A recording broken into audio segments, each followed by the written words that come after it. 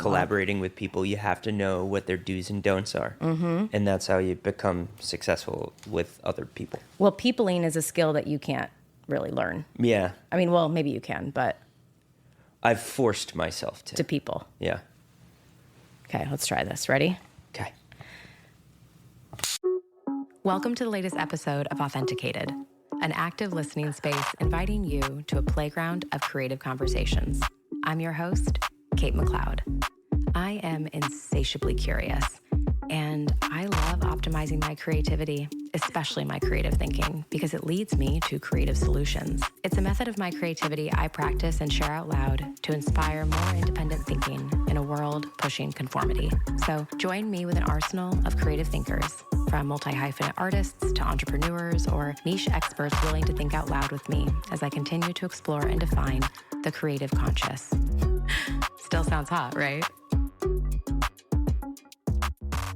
James Daly, welcome to the podcast. Hi, thanks for having me. We've worked together before. We're going to work together again. We started off talking today about like what's kind of going on and how we're navigating using our superpowers to figure out where we're going to be next. And I figured we should continue that conversation and start there. Oh, I love it. Yeah, so, film industry, I'm a camera person, a multifaceted director of photography, camera assistant. I'd say big leagues for camera assisting, small leagues for, because, shorts, independent movies, music videos, whatever. I'm a director of photography often, but the moneymaker is being a focus puller / camera assistant / department head on television, movies, the bigger stuff. Working with you, I learned this about your profession specifically, is you kind of have to know everything else because it's all the parts that translate into the lens that you're using, which is the perspective of the audience. You kind of got to be multifaceted in order to operate the camera, right? And capture what it is that's going to translate to the audience. Absolutely. And the technology can be a huge part of it or a tiny part of it, because there are plenty of people that I work for and around who are in positions of the creative side and know nothing of the technology.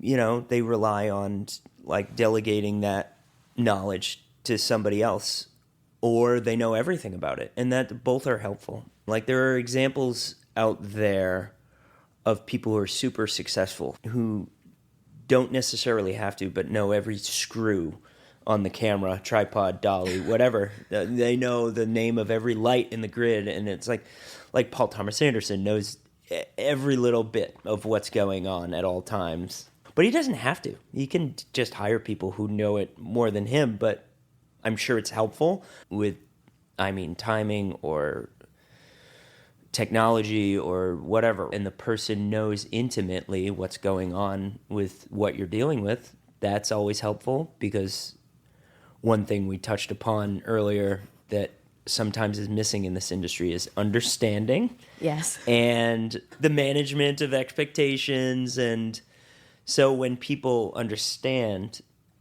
what you're going through to get to a certain point, maybe they're a little kinder to you. What would you say, tech-wise and talent-wise, creativity-wise, what's kind of like the base of foundation of understanding for success with cameras? You talked about tools, you talked about someone knowing what every single screw is, right? But also, it's really more about the person operating the tool than it is about the tool. I'm surrounded by technology, big and small, constantly, and the right tool for the job isn't the best tool for every job. The right tool for the job is like you have this camera right in front of us that we just spoke about and touched before this, and this is the right tool for the job. It's much smaller than anything I normally touch on a regular basis, but what gets you there is more environmental most of the time than it is the power of it. It's like it's not always appropriate to have a giant camera that has 20 cases that it shows up in and takes up your entire apartment, because that's disruptive to the environment sometimes. And you have to know what the project calls for, what the environment needs, and then you proceed from there. Is it going to be disruptive to the process? Maybe. Mm-hmm. Is it worth it? that's where you have to really draw the line.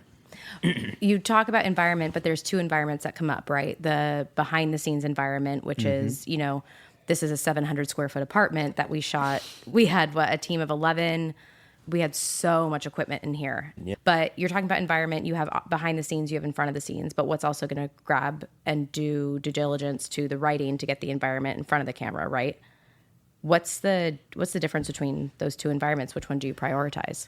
I mean, from my perspective as a technician and sometimes as a creative, I feel, and a lot of people are trained this way, is the end result of the project is always the main priority, but then comes in pragmatism and practicality of the day. Like, how are we going to get this done? Like, we need this stuff. We need it close. Mm-hmm. But also to be disruptive to like an actor's space before they do their job.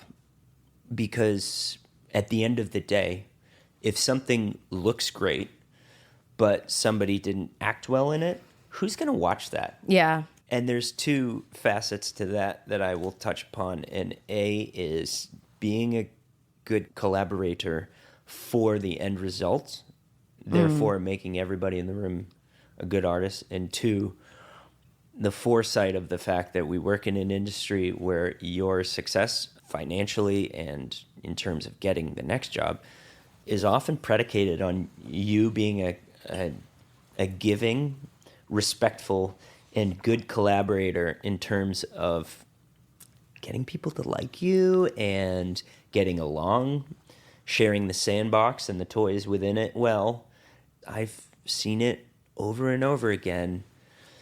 Either a director or a cinematographer or an actor who steps on to the set and they're in the environment and they're just like me, not your idea, my idea.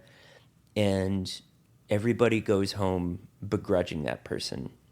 So if you have any sort of financial stake in doing well in the industry, being a good, caring collaborator is a big part of it. If you have artistic stake in the project going well, that also applies. I feel like one thing that was striking about our working relationship right off the bat when we got together to plan is how everybody in the room was feeding off of each other in a way that fed back to each other's ideas. There was an immediate reciprocity that was exciting because I feel like if you take the ego out of the room, but you leave the experience and knowledge level from everybody's position, you're basically you're all ingredients in the meal. Yeah. And we try to understand each other's ideas, but we are also vying for each other's success. Yes. And for each other to feel gratified by the project. Like, it was your writing, it was your production, it was your project, so you're the one who's everybody's championing, right, in that moment. And that can be anybody. Like, sometimes it's like a screenwriter writes like a great script and it's hard to get made, and all of a sudden everybody comes together on this movie or whatever, and it's like the writer is the person that everybody's on set holding up and being like, we're doing it for this person. Yeah. But it's always best if that is, that can be primary, but secondary is that everybody is feeding each other. I think that the only way to be a good leader is to be a good host. I loved our project so much for that reason, because everyone came in and was just willing to just go for it, right? Yeah. And we had such smooth sailing days. Oh, man. And at the end of all 3 of those days, we were like, can this be what we do for a living? Yeah. Because I've been doing this for like 20 years on huge projects, on tiny projects, and everything in the middle and in between. And there are some days that you end and you're like, what am I doing? When am I going to grow up and get a big boy job? Yeah. And then there are some days and you're on a project and you're like, why is this one only 3 months? Why isn't this the 10-month slog of that other show? Or what, like, why can't it all be just like this, where everybody is just on the same page, respectful? In Opt-in, we achieved a lot, and a lot of different things too. We had comedy moments. We had the actor here that was grieving that we had to allow a quiet, solemn, respectful space for. You were in a shower, and I had to give you your space and respect. That touches on a major part of my part. I thought of a jillion things that could have gone wrong on Opt-in. That's my job during prep, is to proactively think, what are all the tools that we want? And now you're putting them in this specific environment, whether it's on the top of a mountain when it's snowing outside, whether it's in the woods when it's raining at 2 a.m., whether it's on the side of a highway, whether you're in a nice, cozy apartment. What could go wrong in that environment? And how does it apply to all this technology? Being able to work and operate, and you being comfortable doing it at the same time. Bags and bags of weather gear you wouldn't even imagine buying belong to most of my colleagues. But also, that's the one thing I didn't think of. Oh, we're going in a shower. I thought of protecting the camera. I didn't think about the fact that I was going to be standing in there wearing it. Yeah. So I'm like, all right, give me a trash bag. We'll be okay. And let's go. I mean, you can think of a million of the right things, and then you can forget the one thing. And that's okay, because what I've learned over the years is that you rarely pitch, I want to say rarely, not never, a no-hitter. I got to think about, like, the screw that's holding that thing on the camera. I got to think about, I don't know, 10,000 things. Yeah. And then you're like, oh, I forgot the marker. It's always the simplest thing. It's always the simplest thing. We all want to say that we're the perfect technician, we're the perfect artist, we're the perfect this or that, but none of it. We're all humans. Yeah, well, the perfection typically comes from the imperfection. It's the same with fairness, right? Like, nothing in life is fair, and that's why life is fair, is because nothing is fair. Equalism. Yes, in nature. When you just talked about, the gear that you think about, right? The gear that you wouldn't even think about, inclement weather, all these things. Now that we talked about the industry, like, changing so much, and like, where do we go? How do we pivot? And we just gather information in order to figure out how to do that. Is there some sort of like consultant who is the person that is like a go-to person? It's like, hey, I'm doing this. Can you tell me what equipment is going to be needed? Those are mostly the rental houses. Probably around 10 years ago, when networks started tightening, there was this person called a sourcing agent, and they were the bane of the technicians and the rental houses, because their job, they're untechnical people who are calling the rental houses and say, hey, I have this TV show starting for, whatever network. We need 3 camera bodies, these lenses, just the big pieces. And they say, this rental house is saying this price. Can you beat it? And some of the rental houses vowed not to deal with these people. Some of them needed the work and took the job. And then you get to the day where you need all this stuff. But they're thinking about the 2 big, expensive things, the camera and the lens, right? There are 10,000 little pieces around those things that also cost money that I deal with on a daily basis. And those people don't think about that. So then the rental house is spending money on things that they're not making money on. And these things are all expensive.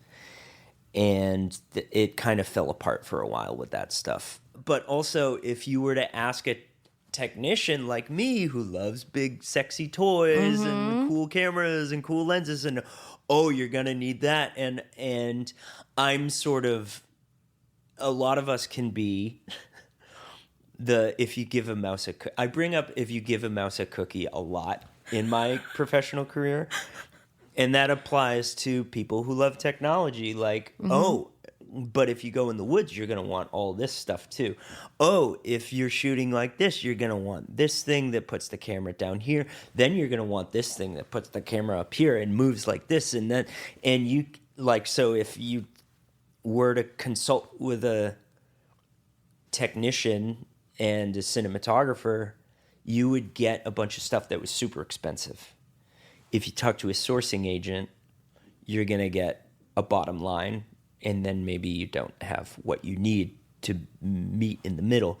So there is nobody in the middle. How do we start the James Daly house of consulting, where you get to chill at home and, actually have a work-life balance and find this way of consulting on these projects? Well, now we're into a new sphere of my life of always contemplating stepping off the roller coaster of like, when's the next job coming in? How big is it? And then when I do step on that roller coaster, I'm out of the house for between 60 and 80 hours a week, and that doesn't really work. I have a small child, and I want to see her grow up, and although I hated the strike in COVID, I was just talking to a colleague in the rental house the other day, which I call the country club. We see each other, we talk. That's where all the camera people get to catch up with each other. But I was just talking about this yesterday, where during COVID, I'd have my cup of coffee. It'd be pouring rain outside, and like late March, early April, it'd be like, 45 to 50 degrees. So I'm like, it's not cold, but if you took your hands out and had to touch little pieces of metal and make them tight all day, like a camera assistant or a camera person does, it would hurt. So I'm staring at that rain with my cup of coffee going like, Man. I'm inside. This is great. Between COVID and having a small child and also just time passing, what changed your bandwidth for your willingness to jump on the turbulence of the roller coaster? Hindsight. I've seen it go wrong a million times, that it's like, oh, it's going to be easy. We're just going to do this. And then you're in for a grueling experience. And this is sort of the disconnect between the creative side of making an awesome piece of media and the worker side of it. Is like, yes, somebody wrote in the heading, night, exterior, and then the log line of the whole scene is, it is raining hard and cold.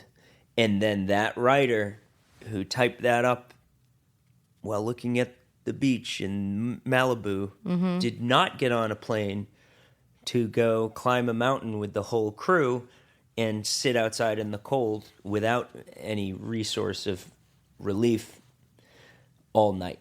Like, I won't name any projects or names, but I did experience pretty much that, where shot a scene of a popular TV show on the top of Bear Mountain, and it was 2 days of shooting, and one night it was 12 degrees, and we were shooting overnight at the top of a mountain, and it hurt real bad, but we got it done. And then between that night of work and the next one, there was a blizzard, and we couldn't get the trucks up the mountain. There was snow all over the scene that didn't have snow before. The lake that was in the background was now frozen and not ripples of backlit beauty.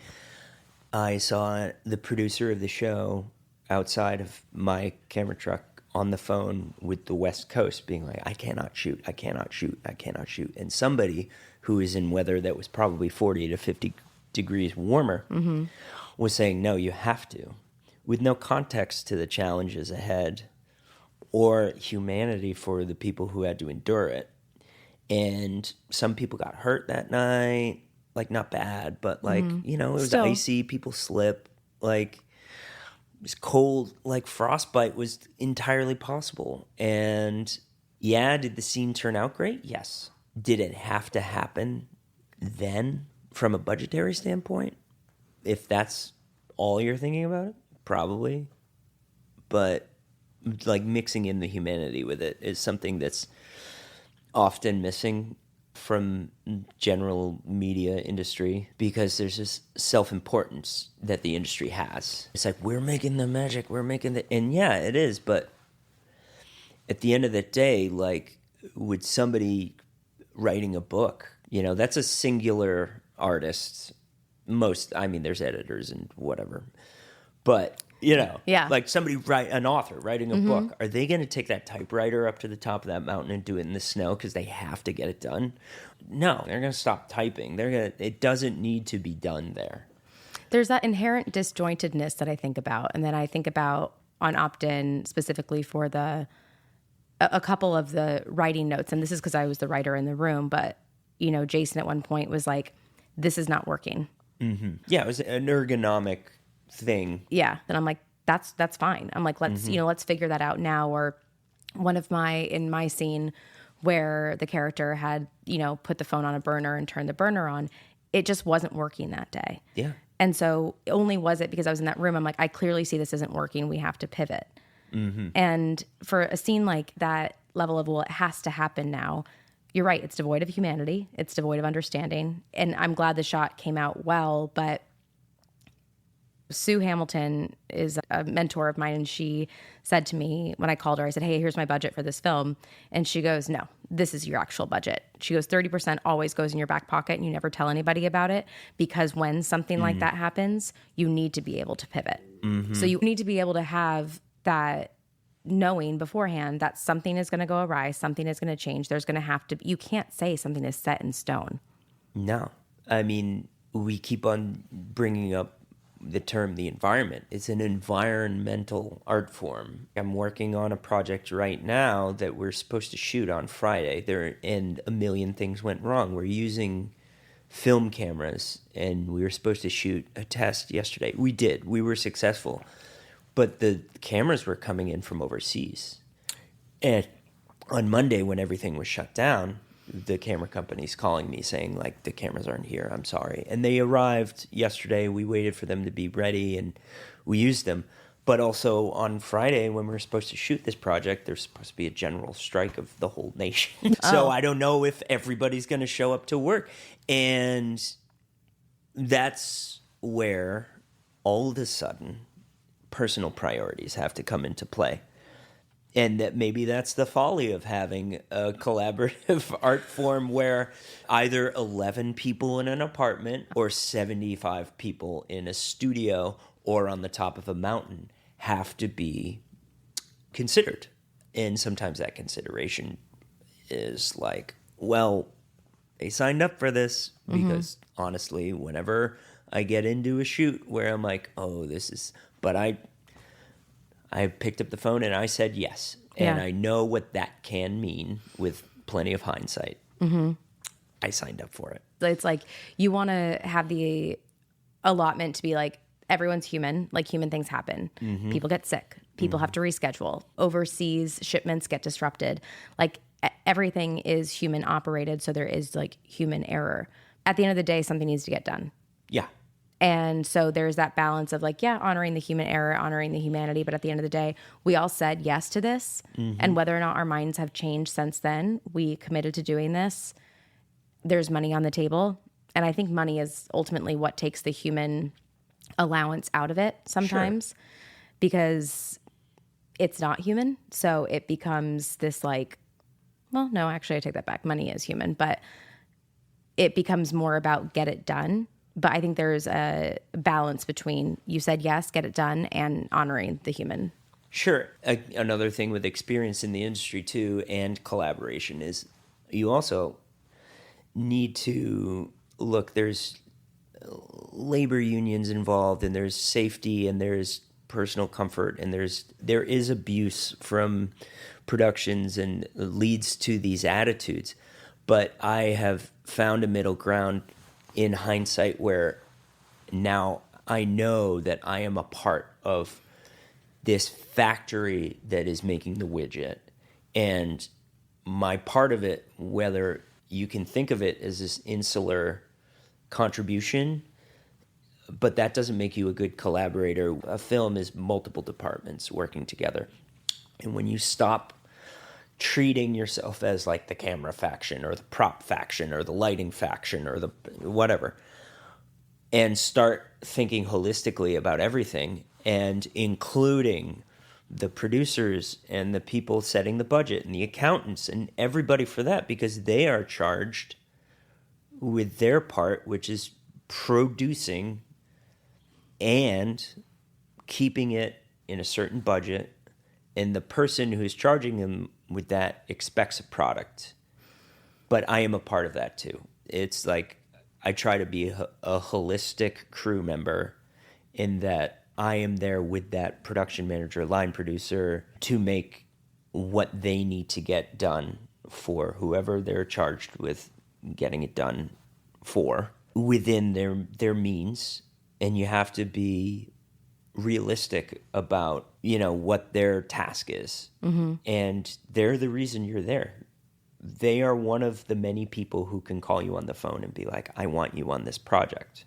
In my sphere, I can get a job from a camera operator, a director of photography. I could get a job from a director, but I can also get a job from, and I have many times, from all of the above, but line producers, production managers, even like the director's assistant on a movie was like, oh, I just worked with this guy, James Daly, and I got a movie because this 20-something-year-old kid was in the right room at the right time and reminded somebody of me. And like 3 people knew my name and were like, oh yeah, we didn't think of him. Let's bring him in. I think that's a really successful balance, though, what you just said, because you have the concrete of the agreements, right? You have the concrete of this has to get made, this is what is getting made, and this is, deadlines, budget, like all these like hard and fast rules, which once decided on, those are concrete. But you on set are literally the chillest person to be around.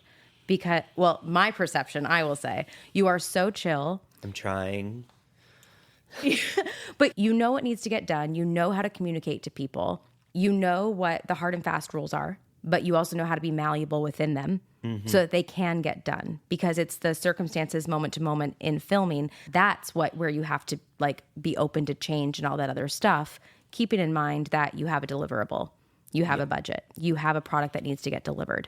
Sometimes I'm running a staff of almost 9 people and getting everybody on board with my philosophy of how to facilitate a long-term holistic camera department isn't on board with mine, because I am not only chill, but I can put up with a lot and try to be agreeable, because I am a brand when it comes to working on a bigger production. It's like, do we want James Daly running this camera department? Because when we add a second unit or an extra camera, is he going to hit us up for extra gear we don't need and cost us money? Is he going to hire way more staff than we need? Is he going to be able to get it done reasonably and not cost us all this extra money? And that's where it sort of depends on what your approach is to the collaboration at that point. Like if it's this giant budgeted thing and it's going to be a hard day and you want an extra hand, they're going to allow you to have that person on your staff if you have shown that there is give and take.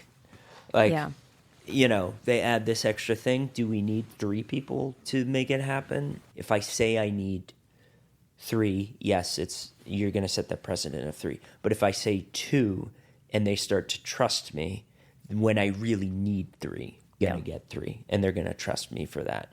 But also, I holistically, back to that, I want the show or the movie to do well, because that is another financial stake I have. It's like the more people watch this stuff that I'm involved in, the more jobs there are, the more work I get, the more this TV show gets picked up for another season. Like, you have to think of 1,000 directions in which every question you're asked could go. I mean, it took almost 20 years of being in the business to really get a sense of the holistic nature of every day of work. But the best approach is always think about what's going to end up on whatever screen this is going to be on. And at the end of the day, as long as the product is good and people are getting home to their families healthy. Yeah. Healthy. Those are my two priorities. Mm-hmm. Again, the technology, it could be great, sexy, big, whatever thing, or it can be like the simplest, like, Sean Baker made Tangerine on an iPhone before it was even a thought in people's head, like before the iPhone camera was great. And that movie floored me. Yeah. And watching it, I completely left my mind. I just wanted to watch the performances, the story, the writing, the pacing of it was out of control. And it was all these tools that made that one tool not matter, leaned into all these other things. I was working on a bigger show at the time, and I went back to set the other day, and there's just 100 people around and all these big lights and all these things. And I was like, well, I just changed what I think about how much all this stuff matters. Yeah. Mm-hmm. It depends. Yeah, it really depends. I've been on a couple different projects, and the immediate go-to is, a red camera. We shot opt-in on an RE with a specific lens. A Panavision lenses, yeah. Yeah. I feel like that comes from a place of insecurity sometimes for the biggest flex immediately to be like best, top of the line, everything. And I've been a major subscriber to that for my life for a long time until recently. But back to, again, to what we were talking about, environment, it's like, do we really need that? And then also it's like, do you want this production company to know that when they come to you, you have the most expensive taste, or do you have the most savvy taste? Sure. That choosing those tools for the job was predicated on who can I call? Yes. And get this. We did get very creative. Panavision is very nice to me. They're amazing people to work with. They're sort of the GOAT in the industry for you youngsters who like words like that. Panavision. Sponsoring this episode. Yeah.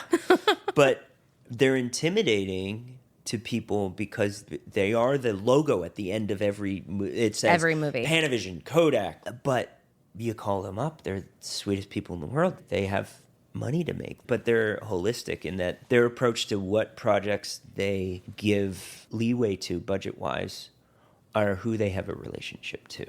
That's also how their name got to the end of every single credit. Yeah. That and their optics are, on a technical level, their lenses are just fantastic. And they don't sell any of their stuff. They don't sell their lenses. Nobody can own a Panavision lens. They do. Nobody can own a Panavision camera body. They do. I love smart business like that, making it the go-to. Yeah, but was it the perfect amount of gear for our project? Yeah, sure, it was great. Could I have gone with slightly lower level equipment and made the same stuff? Yes, but also the pizzazz and the dazzle of every image was really because, so we shot in this 700 square foot apartment. The way you really make that look great is you kind of have to have some great camera gear, good sharp lenses. Like small space, the better the lens you have, the better the sensor on the camera you have, the better it's going to look. The more movie-like, the more ethereal. If you have a million lights and a bigger space, can you use a tiny little camera to make something look great? Yes, absolutely. But in the camera world, there's always a seesaw of, oh, I can't get this light, I got to make something else better. So if not this, then what? If then what's not next? this, then how am I going to elevate the image? That project specifically, can you talk a little bit about what you took from that, what you learned from that, but then also now that you've seen it, like what you think in hindsight of it? We touched upon my major takeaway from it, which is like the glory of great and respectful collaboration, wanting each other to succeed as much as yourself, and knowing that success for yourself is also being a part of something bigger than just your contribution to it. I don't think I would have done much differently. That's not like an egotistical thing. No, that's great. But like I feel like we kind of, for that particular project, kind of knocked it out of the park, like in terms of how much we were willing to put into it. This sort of reminds me of like effort versus outcome in our industry. There's a lot of people who really insist on one particular thing being perfect And like, as long as we have this thing, as long as this happens this way. But if you insist on that thing and you lean into it, then you have to put on all this energy into combating any resistance to it. And at the end of the day, is that thing that you've insisted upon disposable? And everything that I insisted upon on that was technically disposable. But everything I brought to the table became the right tool for the job in the moment. When you're trying to achieve what we did in 3 days, which we did famously because we would end our day at like 8-9 hours and be like, oh, I could go to the bank. Yeah. You know? And I'm like, is there anything else we can do? And I remember you, me, and Melissa being like, no, there's nothing else we can do. Yeah. We did everything. We haven't touched upon this, but Melissa was a little gun shy at first because she's a theater director, and she's like, I'm sort of stepping into something I'm new to, whatever, but her contribution was amazing. Like, everything she said or thought of was communicated correctly in a way that didn't matter what her experience with a film set was. At the end of the day, films were made to film plays. You know? Yeah. It was like, oh, okay, we have this new tool. We have this movie camera. What are we going to put in front of it? Well, those people know how to act because they're on a stage. Yep. Storytelling is storytelling. Mm-hmm. You could get an author to come in and just as long as they're able to communicate their wants, needs, opinions about, hey, do you like this? No. Okay, cool. I'll do this other thing. Do you like that? Yeah, cool. Great. Not that Melissa wasn't more adept with the set than that. She was like stepped into the role wonderfully. Beautifully, and without you, if she never said a thing about her prior experience working on a film, I wouldn't have thought a thing about the whole thing I just talked about. Yeah. Like, you know? See, what you just talked about is my favorite kind of collaborator. You've been in the game 20 years, right? I have not. But when we come into a room together, I do want to learn from you. And what you said is completely right. Everything started out as theater. I get very frustrated with people who don't answer questions because I'm like, are you really an expert if you don't know how to answer questions? Because I'm now more suspect of you when you can't answer a question. So when it comes in, it's like, oh, hey, how does this actually translate or how does this work? If you can't answer it in that new way for that person, I guarantee you don't actually really know. Yeah. Like, you should be able to explain. And I'm not talking about dumb questions. I'm talking about like real collaborative, how do we make this work? My best answer to that from a technological / creative perspective is like, in an ever-changing industry of technology and is, give me 5 minutes. I'll go Google that. Like, that's it. That's all you can say now. So yesterday I was working with a camera that's over 30 years old. It's got 35 millimeter film running through it at all times. I've found working with it a lot is that there isn't a manual for it. It's a Panavision film camera. There isn't a manual for it. I had to get a service technician to send me one that's for internal use in the company. And it's sort of a gate-kept skill to be able to, and I'm not really into that. I think that education makes the industry better for everybody. Mm-hmm. Yesterday, I'm working with this cinematographer doing film tests and lens tests with them, and they're asking me questions about this camera, and yes, it was very helpful that I have so much knowledge of it that I was able to say, it goes this way, you touch that thing, oh, this button like that, whatever, and that was nice. But with new technology coming in and moving so fast, there's always a new drone, there's always a new tiny camera, there's always a new gimbal, there's always a new this.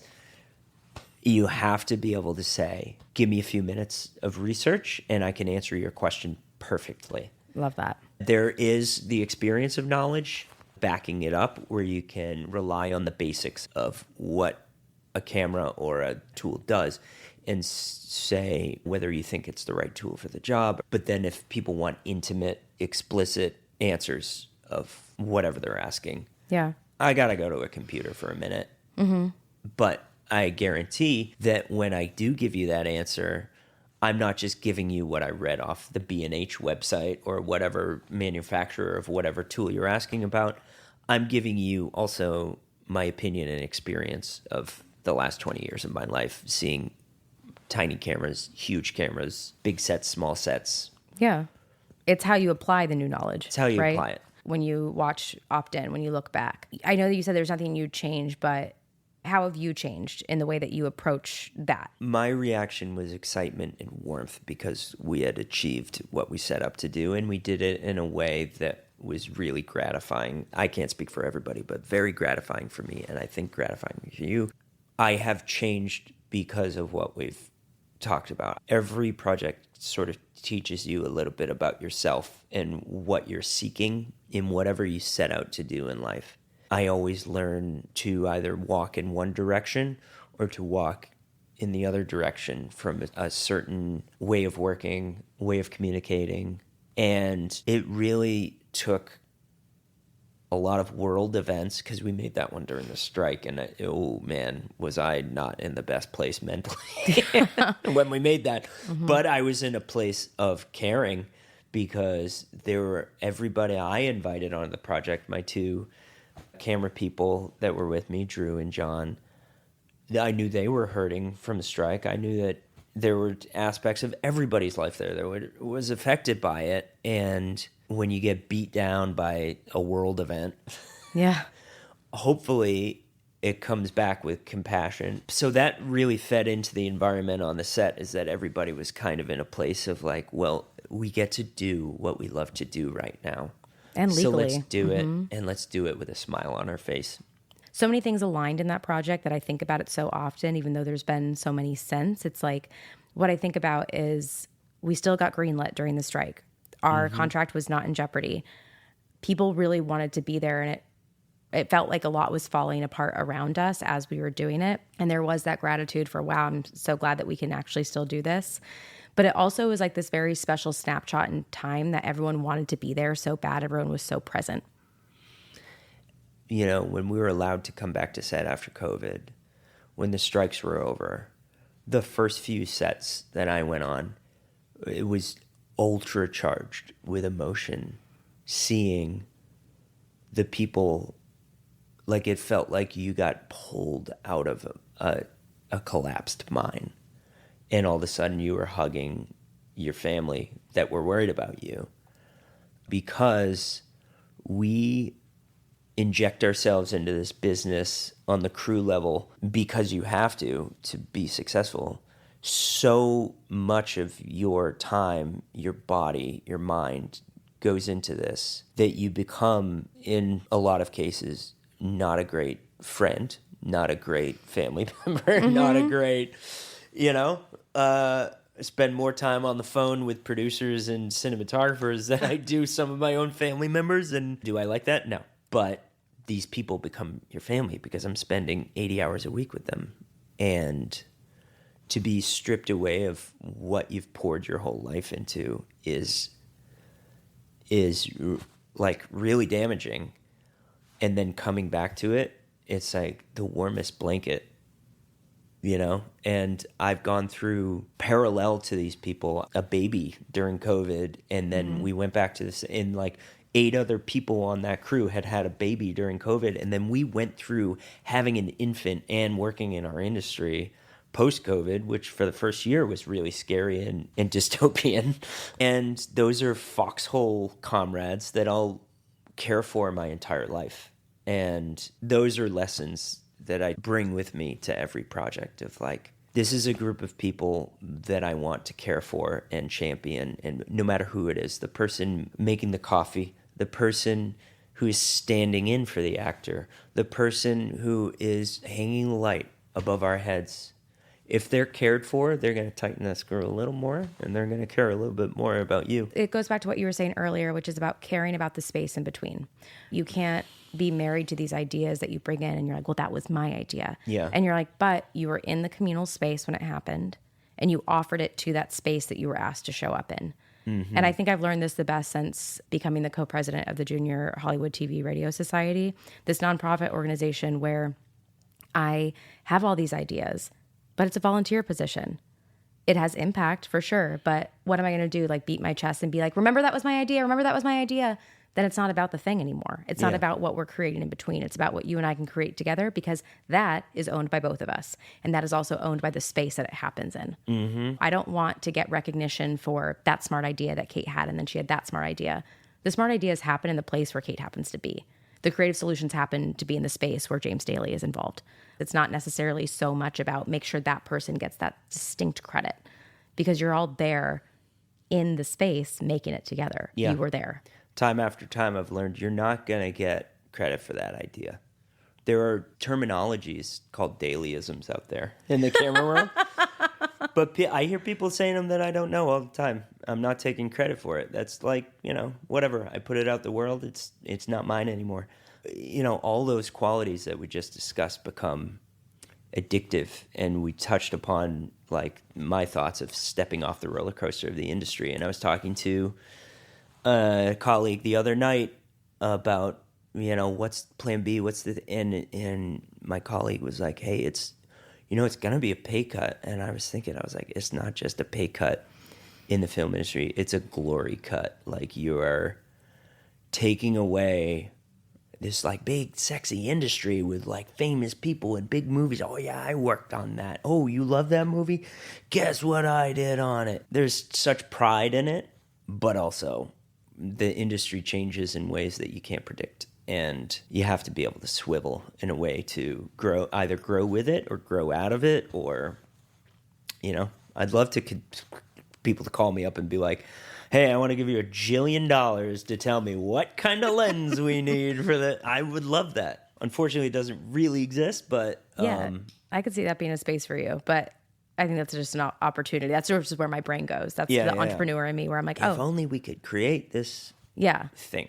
Exactly. And this, like, person to go to. I just think that things moving forward are going to get much more about the personal than they are anything else, because people are getting bored with it being about the money. And it's got to be about the people. Yeah. I think the pendulum swing. Yeah. Because it was over here on the personal, in Netflix, Hulu, all the new streamers were like, we have this new space. We have to make the coolest thing. It doesn't have to be formulaic. And then, the more the tech industry was like, oh, well, this is working. And now it's not working so much. And they're watching the bottom line. Now it's into the algorithmic. Now it's into the tested. Now it's into the impersonal. Yeah. I mean, most of the films I've seen this year have been pretty bizarre new stories, original stories. And that's what people are responding to. I'm hoping that becomes sort of a cornerstone of the next few years of media creation. Well, we need hard turns and we need extreme swings in order for recalibration to start. So, like, tech companies took over the film industry. There are repercussions to that. Yeah. And now that we can evaluate the repercussions, now we're all hungry for faces we haven't seen before. Now we're all hungry for companies that we haven't heard a million times. We're looking for more authentic things. We're looking authenticated. We're looking for more. We're looking for more connection. We're becoming more active in our consuming. It's not, Sure. It used to be an escape from reality. It used to be this active, passive thing.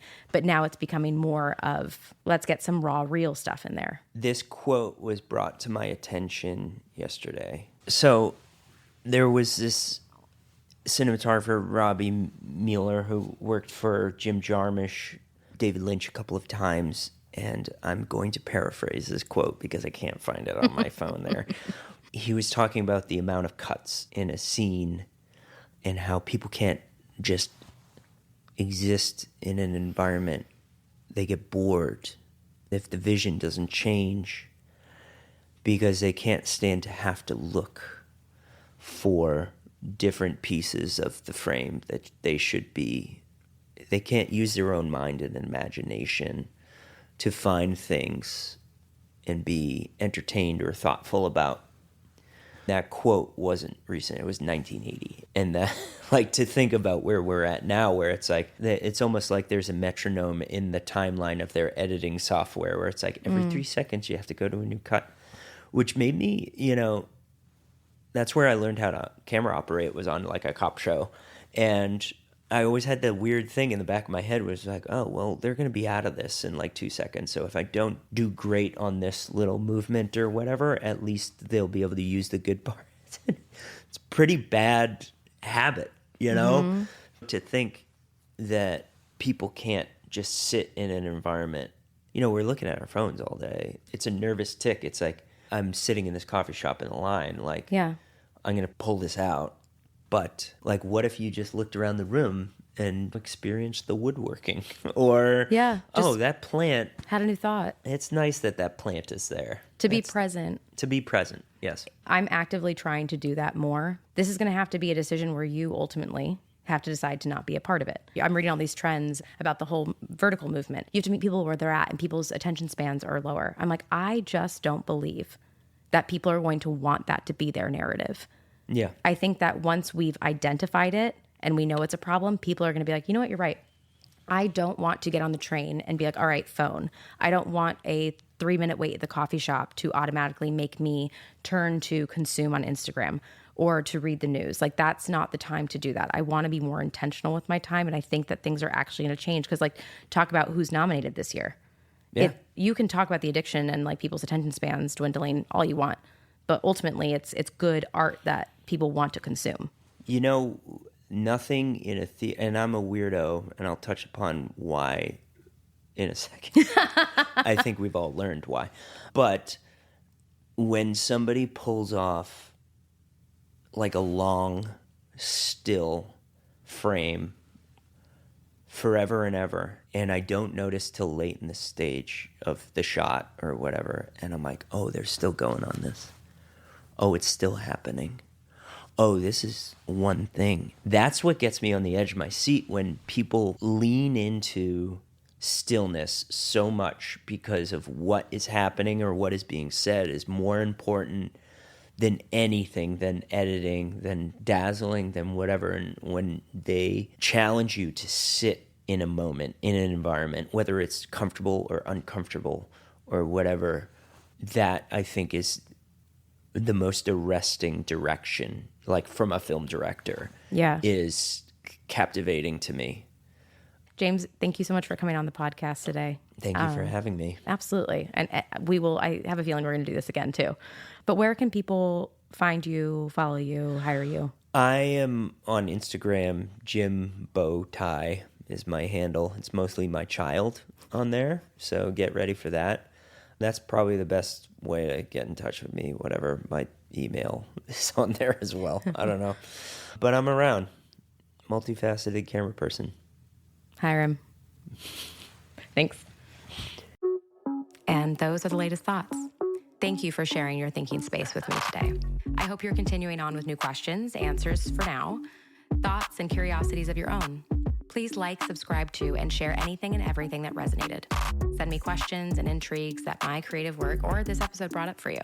For all things that I'm working on, creating, and exploring, head to the show notes. Until next time, babe.